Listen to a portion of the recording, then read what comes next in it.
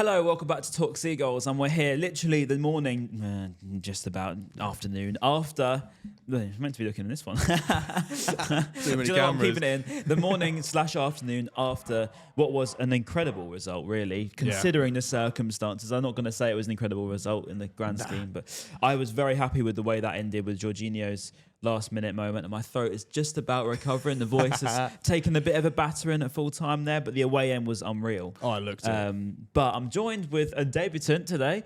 We got none other than he's been the editor for a long time of this podcast and also for the shorts. He's done a lot of stuff for me over the years, but he's never put himself in front of the camera. So, Jacob, mate, it's an absolute pleasure to have you on. Thank you for having me. I think it's nice to be in front of the camera now instead of behind the camera. So, absolute buzzing to be on here. Yeah. And actually a nice result to come on as well. Yeah.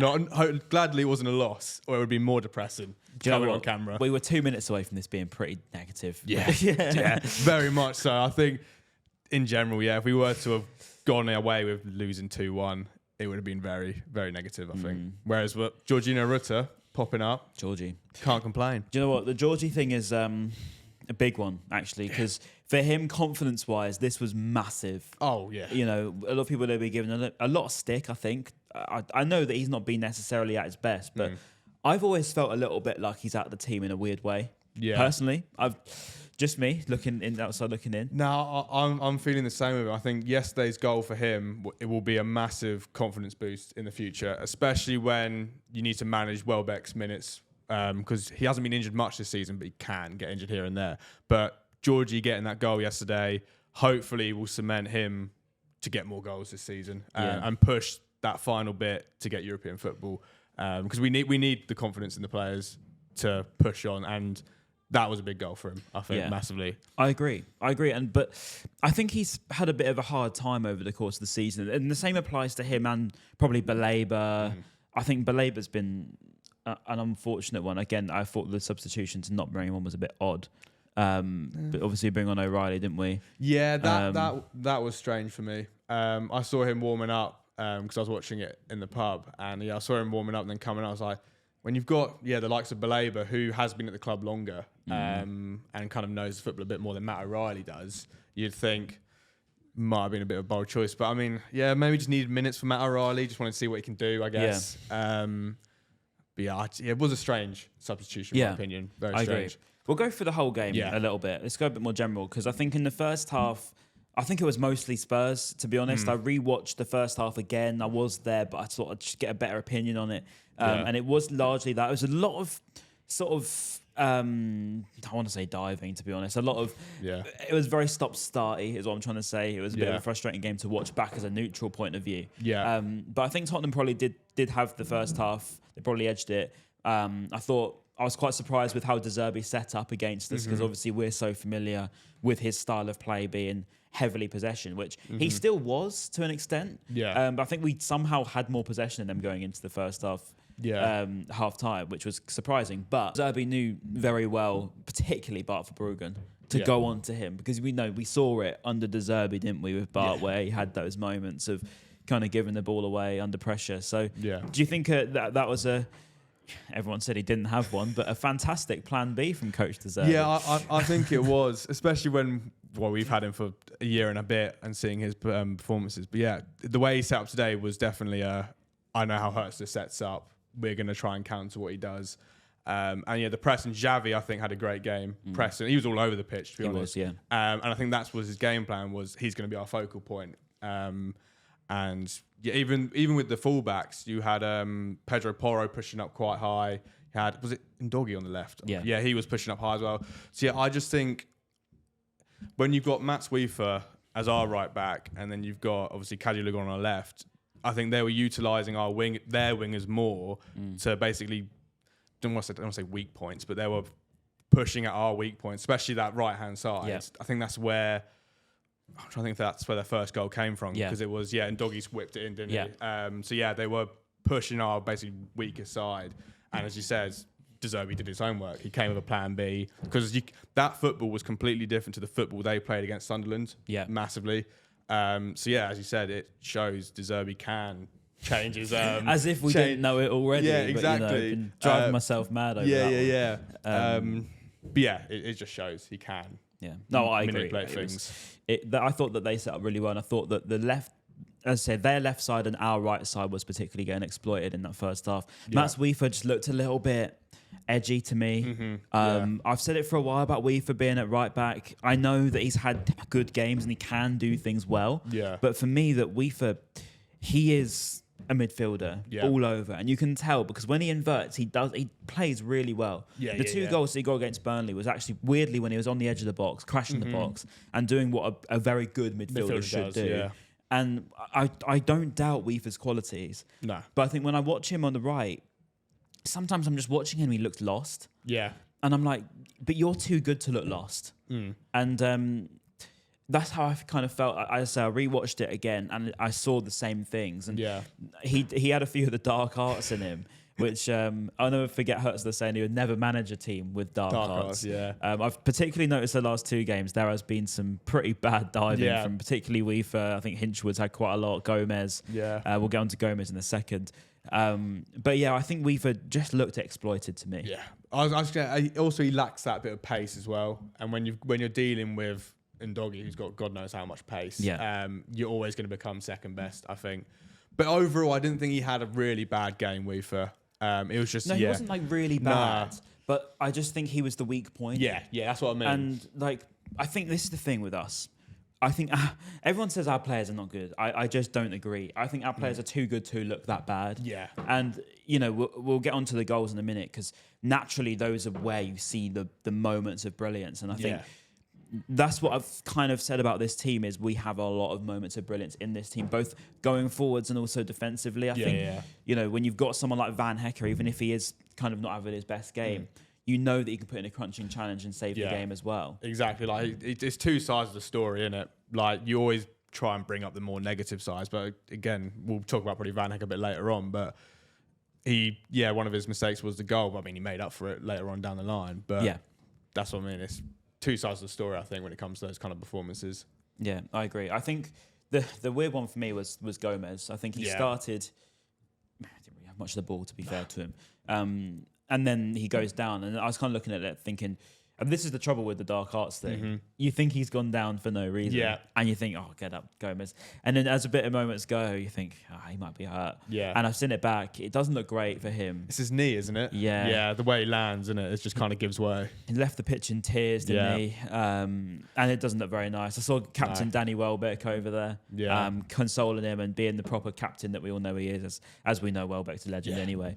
I think Gomez's injuries come up at the worst time for him as well, because he was putting in performances left, right and centre, especially after getting quite a bit of stick beforehand. He's had a good few weeks, especially against Liverpool, and it's come at the wrong time for him, because he was just picking up really good form, and it was a shame seeing him go down, because as you said, I thought he was just going down to get a bit of breath back and we'll restart and go again, but he just laid there longer and longer. I'm like, this doesn't look good. It doesn't look good. And then I'm still sorry for him, it's horrible time. And I think I was always a bit unsure of Gomez as a player, because on the eye he doesn't probably look as technically nice as someone like Ayari does, for example. But I think what you get is 100% work ethic. In a similar way I praise Minte, he's 100% all in, and I can't doubt him for that. He's a box crashing midfielder to its purest form. Loves a goal, very good finisher. I think we will miss him. Oh yeah, at massively. the end of the season. I think we will as well. As you said, his work rate, and he's not. Also, we got to say he's not actually a right winger. He's just been shoved there by Hertzler, and it has been working. I think big shame for him, especially with the World Cup coming up and everything. It's a massive shame for him. So. I put my man of the match I won't say man of the match, actually I have to say player of the match these days. So I'm going to say I'll put my player of the match to Yankuba Minte. I gave him an 82 rating on Finalysis, Minte. I think he deserved the best player pick out for me. I think he was electric all the game. I thought the one trying to make things happen. Shortly followed by Pascal Gross. I gave him 77. I think Gross was kind of, for me, it was between them two. But I thought I gave it to Minte just on the edge basis that he was constantly running, constantly making runs. He flicked between both sides. He was on the left, he was on the right. When Mitoma went off again, he was back on the left. And he made things happen. And his tenacity, people say about him being naive and the way he gives the ball away, but I would rather him give the ball away, trying all the time. and the odd cross will make it. Yes. As we saw in that first half, that one that didn't quite go in from Welbeck. So Minte for me got the best player pick out because I think he was just non-stop. Yeah, see, I flipped it from mine. So I've given Pascal Gross an 80 for me, and then I've given Min to the 78. Again, I think Pascal Gross got the assist for the... what goal was it? It wasn't the Rutter one. It was the first one, the Matoma one. Yeah, so I gave him an 80, I think, because of that, because it was a great ball in. It was, yeah. And then I gave Minter just 2 scores lower, 78. As you said, bro's work rate is completely different to any other player we have. And yes, he might not always have the final output, but he works hard. Yeah. Like, you want that no matter how good the player is. Like, similar to Gomez. If they work hard, but they don't give him that great performance, it doesn't matter. Yeah. They've worked hard for the team and his defensive attributes. He's always running back, brilliant. always clears up balls. So, yeah, I think Minter and Gross definitely deserve the highest. And for me with Minte, I want to say, but I feel like he's still underrated quality-wise because people look at his sort of wastefulness. Yeah. So they'll see him give the ball away. They'll see him put a ball in the box that doesn't make anyone. Yeah. But kind of forget that when you're a winger, particularly for someone like Minte who relies on his pace and relies on them sort of like balls across the box, a big part of your job is putting the ball into the box, into an area. Yeah. But then the next part of that job is that being finished off. Yeah. So if that doesn't necessarily get finished off, you get looked at like you've wasted that ball, rather than looking at the move that's made that happen in the first place. And you should be like, someone should be in there ready for the ball. Exactly. Yeah. So like, I'm not saying that. Don't get me wrong. The corner was horrendous. Oh, yeah. We were thinking about that corner, right? That corner was horrendous. Can't back that one. But on the most part, he's putting the ball into an area that is dangerous, and it forced Kevin Danzo to have that sort of mess up with right at the end. He's put him under pressure with that. They didn't expect him to keep the ball in play and put the ball across. Yeah. And okay, it may not be the best one, but then ultimately, for example, the almost goal where it somehow hit the post and didn't go in from Van der Ven. Yeah. That was shortly after that corner, and he's put that ball back across. And again, that was a moment where all of a sudden that quality shines through. I think when you've got someone as talented as him that can flick between both sides, is very, very fast.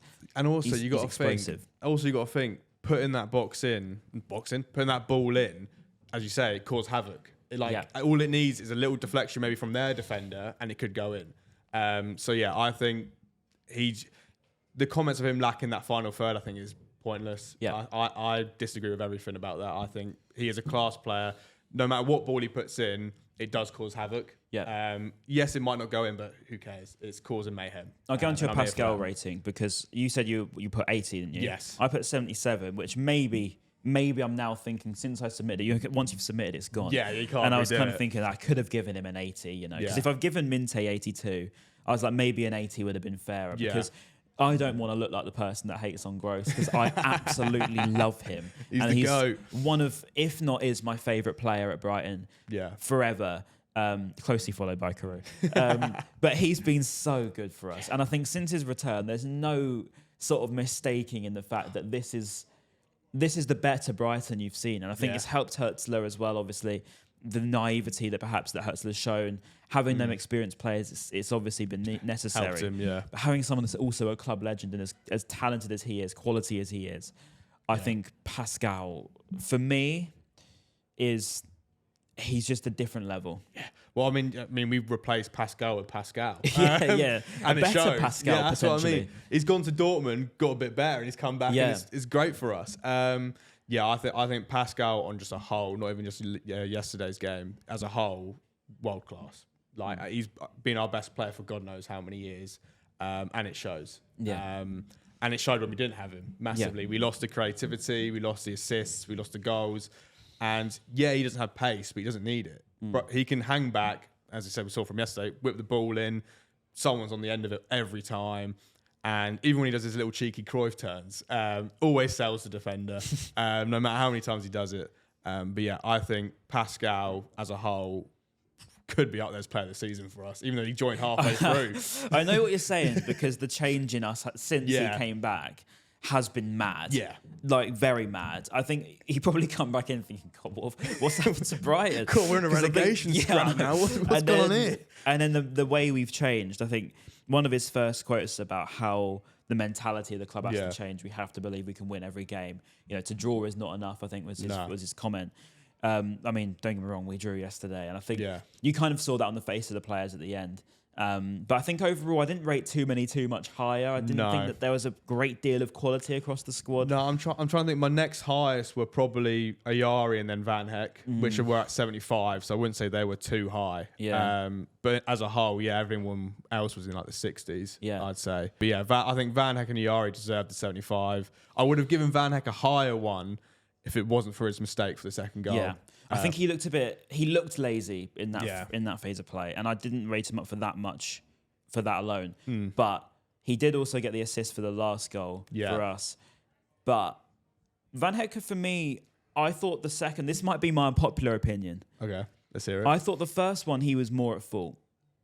The second one, I think when he got played that ball, and then when you see the angle of the way that the goalkeeper's looking, behind sort of the goal, looking towards the pitch, I think when Van Hecker looks up, he's got 4 Spurs players on him. Yeah. The only outlet ball is Weaver. The only outlet ball. And he had someone on him as well. I was going to say, he was covered, I'm pretty sure. So after that, there was nobody in midfield. No. And this is where the Hurtsler emptying midfield thing can be quite costly. Because when you try and build up from the back without a midfield, it's borderline impossible unless you send a long ball. Yeah, I was going to say, unless you hoof it, that's it. And Warren spoke to me on BBC Sussex just about the long ball. I personally don't like the long ball. I think it's a waste of possession. I think you lose. Yes, you could win the second ball, but you could win the second ball. Yeah, I was going to say, it's not 100%. You won't win the second ball, you could win the second ball. I think it's better to keep possession and build up, or play out wide and use your wingers, or something like that. But when you play midfield, when you put that ball to Van Hecker, he looks up. There's no one there. No. So okay, he's a little bit lazy on the ball. Maybe he's a little bit tired. Maybe he should have played it quicker. Yeah. You could say. But I think by the time he's even kind of registered it, which is maybe an issue in registering it faster, I think he's given the ball away by that point because there's no one there. I was going to say his thinking process was a bit too delayed, and that's when I think Javi pressed him, and then it led to the goal. And I think that's where we missed Baleba in that midfield, because I think Baleba would have come in deeper and then picked that ball up and then turned, and then the attack would have been played down either wing or through the middle. So I think that's when having Pascal Gross and Ayari in that midfield, you lose that receiving player. Yeah, you miss that of give it to me, I'll spread it out and we'll go from there. That's what we missed on that goal. Yeah. So yeah, that's what the only thing I would probably slate from yesterday was not bringing on Baleba. Probably tactically, it's just tactics, isn't it? Like you want your players to be set up right, and I don't think we were to play out from the back. And it happened on so many occasions throughout the game. I think Spurs could have had 2 or 3 of balls we gave away. Yeah. And this is the thing when we mentioned Hurtsler not playing out from the back. Oh, it's better. No, it's actually not. No. Because I think what Hurtsler does well and has done well, and I've given him a lot of credit for, which people like to forget. I've written articles about how well I think he's done to adapt to what he's got. And I think he physically, clearly doesn't get on with raising these young players and playing this sort of fluid football. But what he does do really well is sort of that more pragmatism. There's someone that's going to, upset teams, play that sort of aggressive play, second balls, etc. And we've done that quite well. And since losing Milner, the next thing you've got is a young Carlos Baleba that's obviously a very charismatic Baleba, but someone that he can't personally control. Yeah, is what it looks like from the outside looking in. So he doesn't play him. No. And I think then you lose out a lot, and that's where it looks like you lose Milner. And then you also you lose that.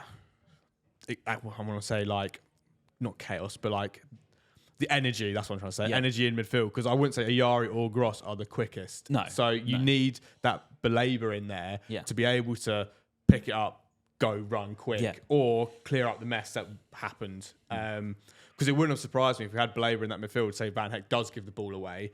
I think Baleba can recover a lot quicker than the likes of Ayari and Pascal Gross can. I agree. So people that are confused about these ratings, you can just go to Finalysis app. I put a link in my bio, in everything, stories, whatever post, and also in the YouTube description, because people are probably really confused about what this actually is. It is literally just an app, but it's full of Brighton fans, much like us, yourself, etc., where you can literally go and rate everyone, and you can rate the referees as well. Yeah, which I find mental. I did quite enjoy giving like a 20 out for the referee yesterday. He was poor. He was poor, but not just for us. No, it was both sides. It was both sides. The amount of diving in football has made it every referee just horrendous.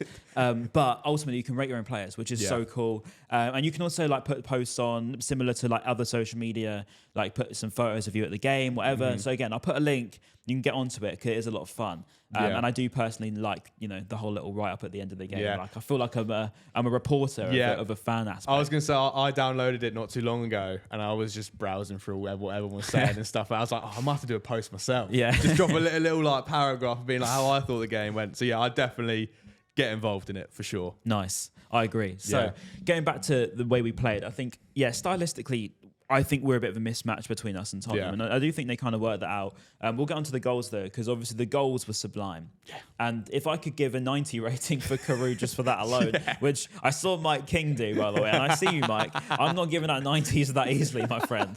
But great goal. It was a fantastic goal, wasn't it? And I called him Robin Van Mitoma at the moment.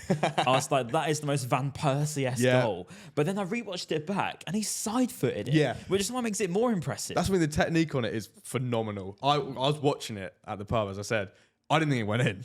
So I had a delay reaction of it going in because I was just like, he's probably just skied it. I'm like, oh my God, the net's bulged. I was like, it's actually in.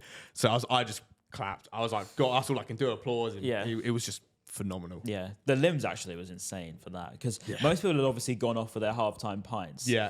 And I was still there. There's a couple on my roast, quite empty. And everyone was just kind of jumping over each other. Because like, what have I just witnessed? Yeah. Like, I was kind of like, what's happened to Mitoma right there? He's just taken this game. We were right up against it throughout that first half. And we go in at halftime one, all of a sudden, it looks like a different game. When, say it wasn't our best at all. But Mitoma, honestly, he never fails to amaze me. And I feel like I never can explain enough as to how much I think he's such a good player. Well, I made a note after the game, and I think the game changed when he came on. I think Spurs were definitely the better side than us, and then obviously, unfortunately, Gomez got the injury. Matoma came on. We looked a lot more lively. Yeah.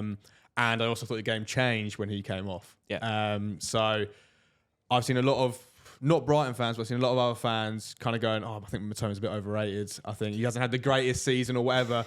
But yesterday has proved it. This guy is different gravy. Different gravy. And his goal, the technique, side footing it, basically roof of the net. Oh, disgusting. Side foot, mate. Yeah. Like if I tried to do that with my weak foot. Yeah. Do you understand how embarrassing that is? Bro, I'm getting no power on that, by the way. Like, it's going to probably dribble off my foot or not even reach my foot. It's going to go flying past me. Because the ball's come from a long way as well. It's a high ball. It's beaten Pedro Porro. It's bad defending from Porro, I will say. Yeah. Very bad defending. He's got to come out to him there. Oh, my God. What he does with the rest of it, I'm going to say, if I try and do that, I'm either sort of kicking the ground as I try and jump towards it, or I'm falling over, or the ball's hitting me in the head, or I'm just missing it completely. Yeah. On the off chance I do connect... It's going Rose or something. I don't even know where it ends up. And I'm not saying I'm necessarily that bad at ball striking. Well. I'm all right. Yeah. But flipping heck. Yeah, mate. He, as I said, different gravy, bro. He's just built different. He is built different. And also, he's been in and out of the team. He hasn't even been starting consistently. That's true. He's come on because Gomez is injured and done that. Yeah. Kind of been like a little point proven, a little, I can do this. Yeah, by the way, I'm still class anyway, get me off. I've got a bit of cramp. I'm off now in a bit, boys. But having them two, I've got them here, Minter and Mitoma, honestly. But I made a note also on Minter, which is kind of not a negative, but also kind of a frustrating thing for Hertzler, I think. He's so much better on the left. That's the annoying thing. He is good on the left. Yeah. I will be honest. I prefer him on the left, but then you can't get rid of him.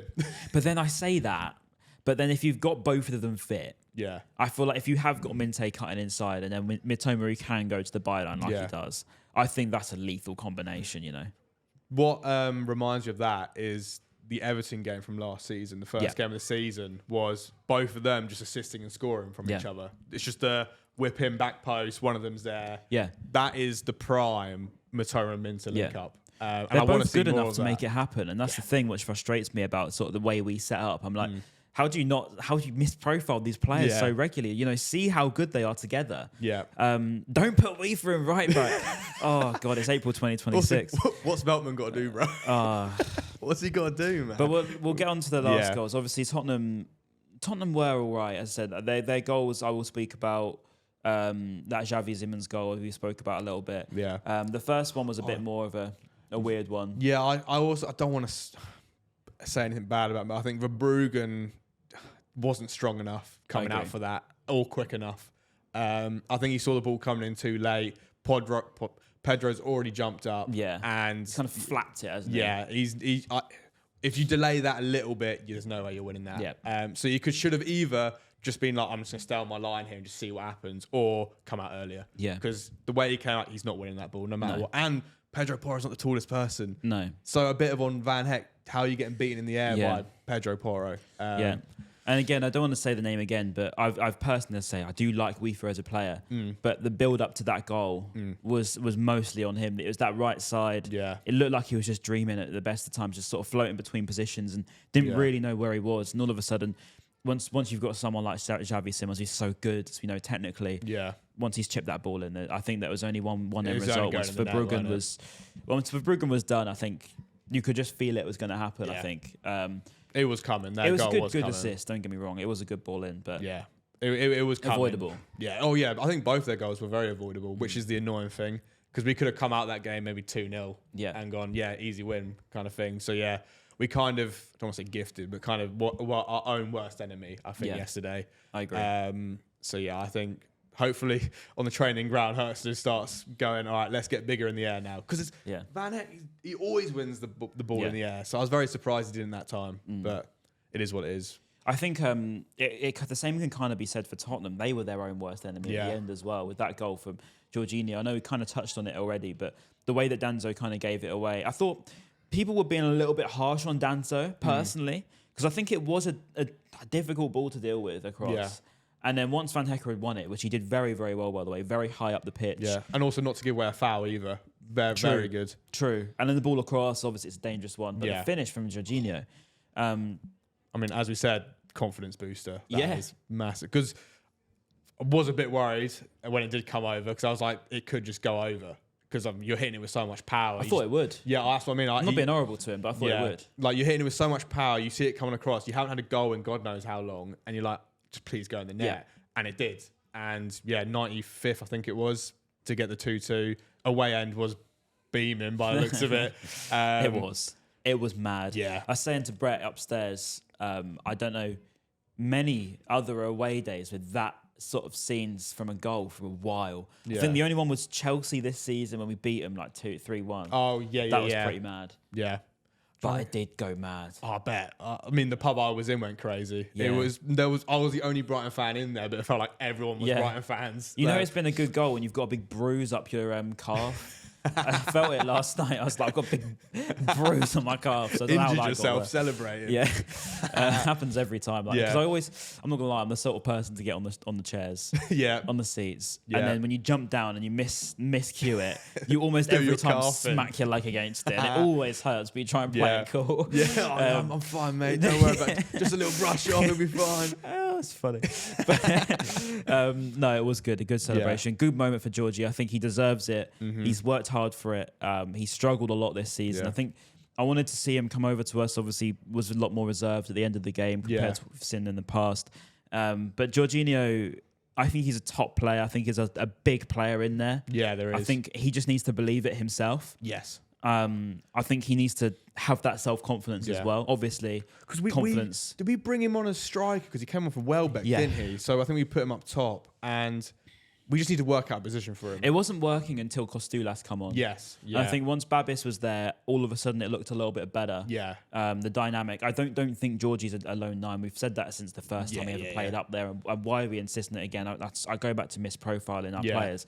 But Georginio going up front, it's clearly not the right move. No. I think Georgie, unfortunately, I'm not saying this to dig out Hinch, but I would put him above Hinchwood for the next game. I don't think Hinch had his best last few games. I'd probably take him out. Put in Georginio. I think he's earned the right to play after that goal. And it was a great finish. And I think that's what we've needed to see from him is just take that game by the scruff of the neck. Show us why you're £40 million. Show us why we spent that money on you. Yeah. He can do it. We know he can. He's done it multiple occasions against Tottenham last season. I was going to say, he loves a goal against Spurs. He certainly does. And that's what we want to see from him. It'll be an interesting end to the season because I think this is the time, the last 5 games, you don't necessarily have to play well to get results. And Georginio is the sort of player that can make things happen. He just needs to believe it in himself for me. And also, if you do play him on, I think is it Wednesday we play Chelsea or Tuesday? Yeah. Chelsea don't look great. They don't. So it would be a good game for him to come in and show us what he can do from the first minute. But I do have a controversial opinion with Rutter. Okay. I don't think him and Welbeck work. I think he would work better with Babis. I think if you were to start those two, Babis at the front, Rutter behind him, I think they'll play a lot better than it would be if it's Welbeck and Rutter, I think. I hear it because of how well he works with Zhao. Yeah, that's what I mean. I'm comparing Babis with Zhao here. Obviously, they're different players, but they're similar in a way. Babis has got that pace, can flick it on. Georgie can get it and return it quite quickly. Yeah. So I would like to see that partnership at some point, whether it's this season or next. I'd like to see it at some point. I'm not against it. Yeah. I'm not against it. I think the thing is with Welbeck, obviously. Yeah. To even get him out of the team at the minute is impossible. Impossible. Even with his sort of the way he played yesterday, I know it wasn't his best game. But for me, he didn't really get on the ball for me. So I couldn't, go back to them ratings, but I couldn't bring myself to put him down too much because he wasn't on the ball, wasn't involved.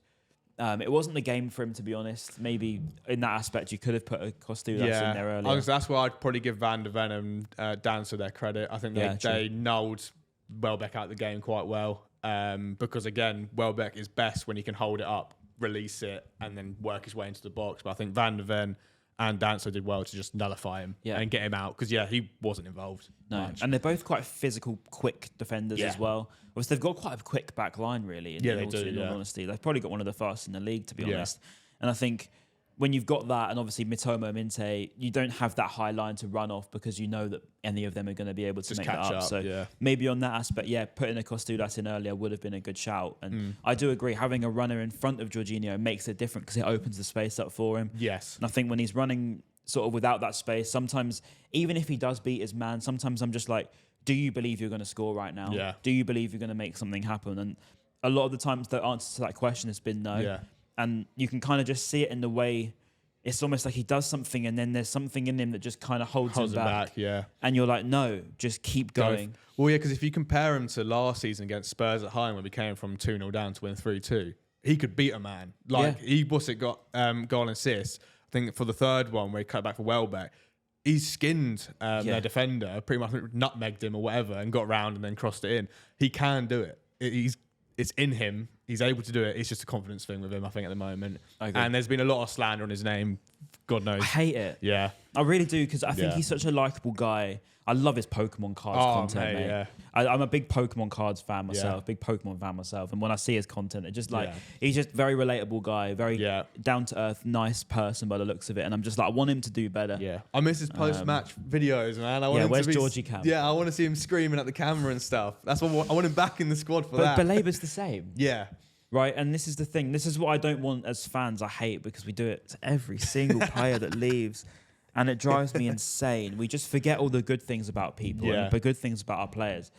And I guarantee you, if he was to leave or Belaber's to leave, he down tools, he doesn't like the club, he doesn't blah, blah, blah, blah. And it's going to drive me mad. He had an attitude problem. The attitude problem is the thing I hate the most in football. Yeah. Oh my God, when will people understand that players are going to have attitudes because they want to be better? The egos in football are high. Just short career, they want to be at the top. Well, it's even with the whole Van Heck thing coming out, the whole, he's not renewing his contract. People are already going, he's leaving the club in a terrible way. I'm like, well, no, he's not. He's just denied a contract. Yeah. That's all he's done. And who can blame him? Because he's done very well this season. He's going to be in the shop window. Brighton haven't been their best this season. Nah.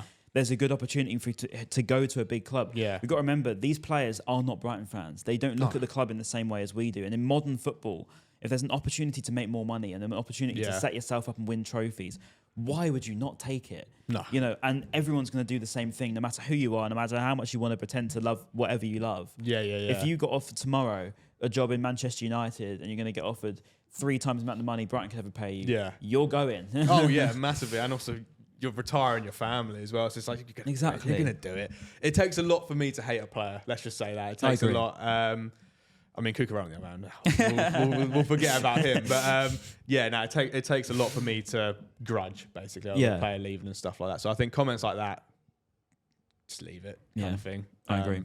Speaking of people that are left, we kind of have to get to the penultimate part of the podcast, don't we? De Zerbi come over to the fans at the end of full time. a lot, actually. Yeah. To which the entire away end was singing his name, Yeah. clapping him, giving him a massive ovation, which was actually a massive surprise to me. Oh, do you think? Because not to the fact that everyone did it, Oh, okay. but to the fact that there was some BIB booing him to begin with. Really? Yeah, and I found that a bit mad. Wow. And then it was quite funny because they thought that would catch on. Yeah. And then De Zerbi comes over, starts applauding us, and everyone's singing his name. Yeah. And I was like, wow, fair enough. Yeah. Like, the entire way, and the Sky Sports cameras panned it. Yeah. And I was like, flipping heck. Like, people still like De Love Zerbi. him, yeah. And he sort of said about how much he still loves the club. Yeah. I think he went over to the media before the game. He went over to, obviously, all of the players and staff before the game.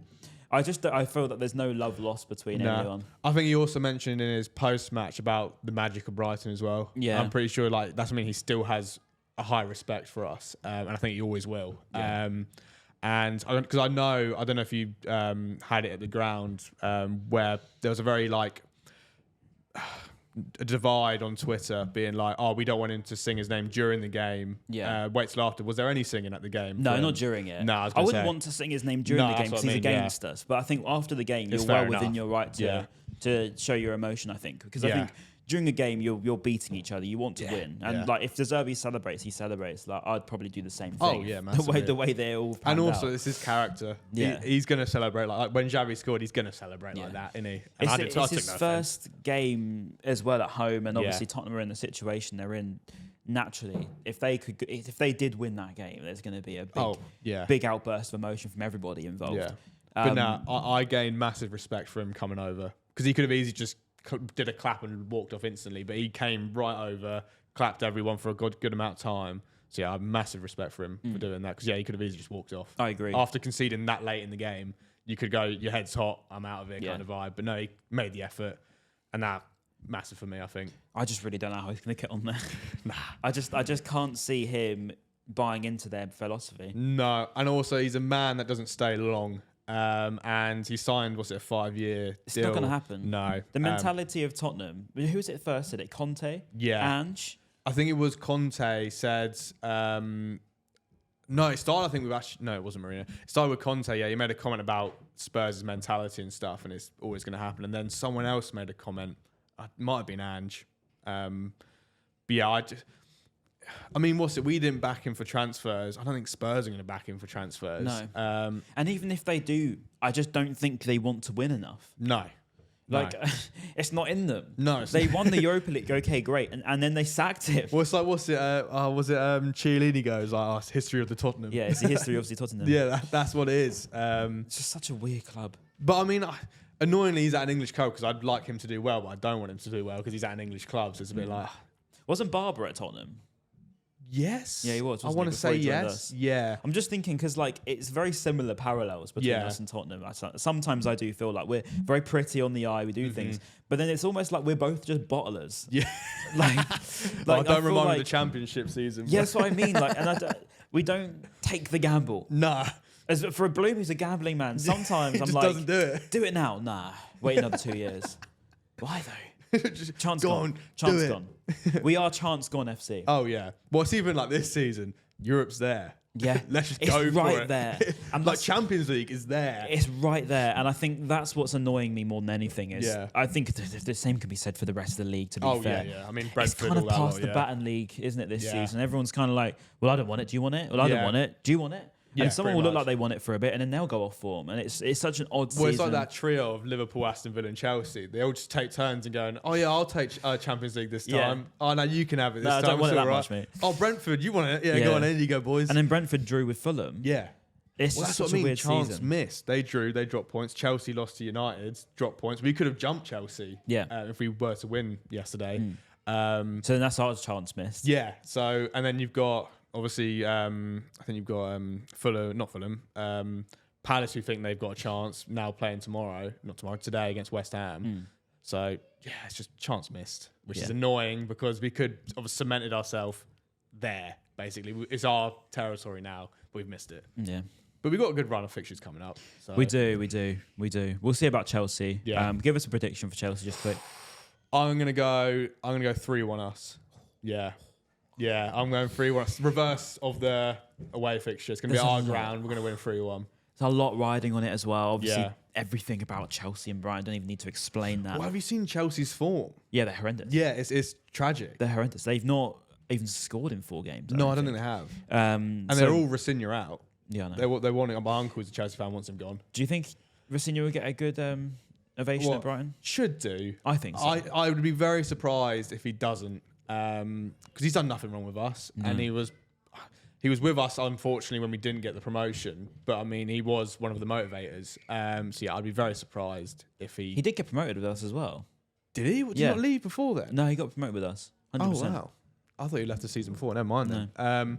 But yeah, I think I'd be surprised if we don't give him a good round of applause. He's done nothing wrong to us. No. So yeah, I'd be very surprised. Yeah, that's what my thing is. Like, I think because we grew up in that generation of the promotion era. Yeah. I feel like everyone in that squad is just instantly legend status in our eyes, and Rosinha is one of those players. Yeah. Mate, if Gaetang Bong ever comes back, I'm giving him a round of applause. Like, honestly. Gaetang Bong, what a legend. What's your prediction for the game? I think we'll beat them. Yeah, I actually do. I think that I think it'll be tougher now because it's edgier. Yes, because now we're banking on this Chelsea game. I said it yesterday on the radio. I said that Chelsea, before I would have wanted the 3 points in the bag at Tottenham, because that was the game to win, really. Yeah. But Chelsea now, like, they're obviously going to be up for it. They don't. They want to beat us, of course they do. But also, they need to cement their Champions League race. They've just lost to United. Yeah. So there's a lot of pressure from both sides. Yeah. So I think it will make it edgier than like just looking at it on form. Yeah, it'll be cagey, very, very cagey. I mean, Chelsea-Brighton is always... It's always a cagey. tough game. Yeah, and it's always high scoring as well. It is,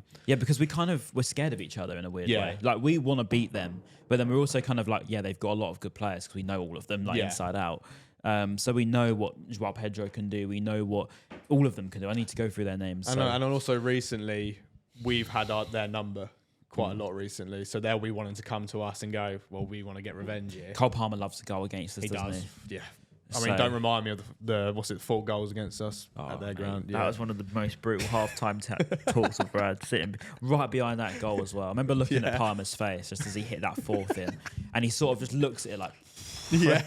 I remember nail in the coffin there, like bang. Because he was just... I don't think he could even believe that he had got 4 in that game. I think every shot he had was just drawn to the goal. So also the Amex is always feisty against Chelsea. You always get the brutal Amex Stadium. You always get the North stands, Northwest. No, we do give him a hard time. We do give him a hard time, and rightly so. It will be a tough game. Massively. I'm gonna say we're gonna win though. Yeah. I actually like Rosinha as a coach when he was at Strasbourg. Yeah. I think I've followed his journey all the way from when he went to Derby, when he went to Hull, when he went to Strasbourg. So I like him as a coach. I still do. Yeah. I just think he's out of his depth at Chelsea. And also, it's not his fault he's there. No. It's their owners that have gone, we'll take him from Strasbourg, shove him in there and see what happens. Was it mid-season as well? Yeah. So, because you had Maresca there. That was it. And then he left, and then and then the thing is, he had that upward task of getting over Maresca because obviously their fans all loved him. Yeah. And then they've got to then move on to Rosinha, and no one bought into it because they wanted Maresca back. Yeah. And I think that even the players come out since Cucurella, Enzo Fernandez have all come out saying about it. Yeah. So we all know and stuff. So it's like. So for me, I struggle to put the blame just on Rosinha because I just think he's got an uphill battle there. And also Chelsea is a very cutthroat team. Like their history of just sacking managers is up there in the highest. Yeah. So if you're not performing, you are going to get the fans that go. And they're bad discipline FC. Yeah. Oh, yeah, red card central. Trying to control that team must be impossible. I mean, I'd love it if they got a red card against us. That'd be great. Who'd be a good one? Cucurella, early on. Early days, Cucurella red. Oh, you just know the North stand's popping if that happens. Early days, Cucurella red for a penalty straight in the first 10 minutes. Danny Welbeck, top corner. Yes, please. Yeah. Thank you very much. Bish, bash, bosh, I'm there for it. Yeah, I'll be there for it as well. I kind of want a Georgie masterclass, to be honest. I wanted to back it up. Do you think he definitely starts? I want him to, but I don't know this manager, to be honest. We'll see. I was going to say, we're like Pep 2.0. We just switch and turn everything. Yeah. We've gone unchanged a lot, so I think we'll just go boring again. I think we'll go same. Yeah, personally. But I don't know, we'll see. Yeah. Jacob, you've been an absolute pleasure, mate. No, thank you for having me. It's great. For the debut. Nah, it's been great. Yeah. I'll come back anytime you want. Yeah. Enjoy being on Talk Seagulls. Yeah, loved it. So nice. So yeah, enjoyed it. Thank you for having me, man. Yeah, it was good. Appreciate it, mate. And yeah, thank you to Mir behind the cameras again, as always. The lights that are really bright to look over at you. I can sort of just make you. I've probably been squinting the whole episode, but oh well. Brett's upstairs. He's not feeling the best at the minute, so hopefully he feels a bit better soon, and he'll be on next one. But obviously, Jacob, you're more than welcome back, mate. And boy, it was a good chat. Good one. Nice. Right, we'll see you all soon. Make sure you come to Caxton Arms, and we'll see you after Chelsea. And download for analysis. Goodbye. In a bit.